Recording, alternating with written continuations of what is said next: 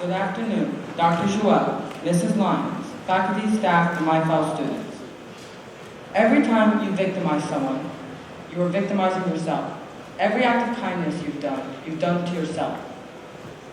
This quote I've just read to you is from the short story The Egg by Andy Weir.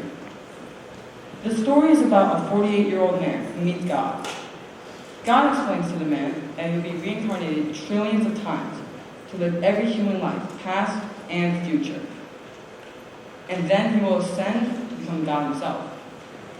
As a believer in science and facts, I see this ultimately being not plausible, but it is still a good concept to live by, and it has changed my whole perspective on life.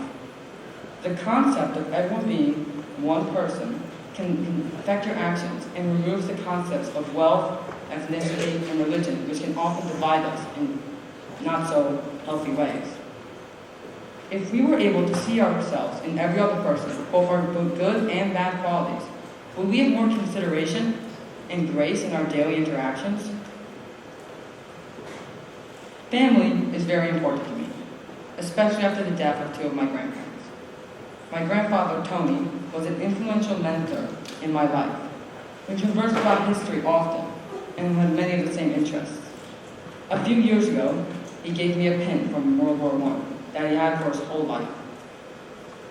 However, the gift was meaningful to me not for any material value, but the kindness of the gesture of him giving me something that was so important to me. After kindness, I started to live my life acquiring knowledge. I studied dinosaurs, space, geography, and history voraciously when I was a small child. Years later, it paid off when I wanted geography to be here at Bogart. This experience showed me the power of knowledge. What was only a childish hobby for me turned out to gain me academic recognition. I never even thought of it as learning because it was just fun to me. This knowledge is a powerful tool that is earned, not inherited. And books are by far my favorite way of acquiring this said knowledge. This is due to their engaging concepts and their ability to always have something new on the next page. I often have a difficult time focusing in many areas of my life due to my ADHD, but never with a book. In today's world, where discourse, rhetoric, or even history can be manipulated online in a matter of seconds, books have a beautiful permanency, which means a book will always remain constant and honest with itself.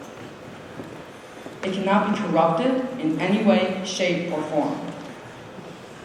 Humans have many opportunities in life and should always strive to have new experiences. I'd like to read you another quote from The Egg. Your soul is more magnificent, beautiful, gigantic than you can possibly imagine. A human mind can only contain a tiny fraction of what you are. It's like sticking your finger in a glass of water to see whether it's hot or cold. You put a tiny part of yourself into the vessel, and when you bring it back out, you gain all the experiences it had. Life is experienced in the same way. You can only live through the present, not the past or the future. Many people regret the past or worry about the future. This takes away the value of enjoying the present, leading to even more regret and worry. I was lucky enough to take a trip with the school to Europe this past summer. At one point, when we were in Cinque Terre, in Italy, I was given the opportunity to either take a boat to our destination or hike for miles to get there. Normally, I'm not much of an athlete, and a mile-long hike sounded uninteresting at first. To everyone's surprise, I chose to hike with only a few other students. It was well worth it. For every unforgiving climb over the steep and rough rocks, there was a beautiful Italian landscape with the beautiful ocean, which is crystal clear, waiting for us.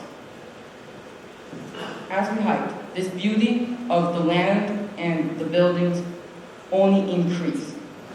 I chose to step outside my comfort zone and was rewarded handsomely with a once-in-a-lifetime experience in Italy. After reading The Egg, I was confronted with the question of what is the purpose of life? And I feel this answer is summarized best by my favorite author, Kurt Vonnegut. This is what he said in a letter to high school students in the early 21st century. Practice any art, music, singing, dancing, acting, drawing, painting, sculpting, poetry, fiction, essays, or poetry. No matter how well or badly, not to get money or fame, but to experience becoming, to find out what's inside you, to make your soul grow. Finally, I would like to thank all of Buckley, students, teachers, staff, and faculty, for these 8 amazing years that have truly opened my eyes and awakened my mind. And also my mom and my dad, who have always supported me. Thank you.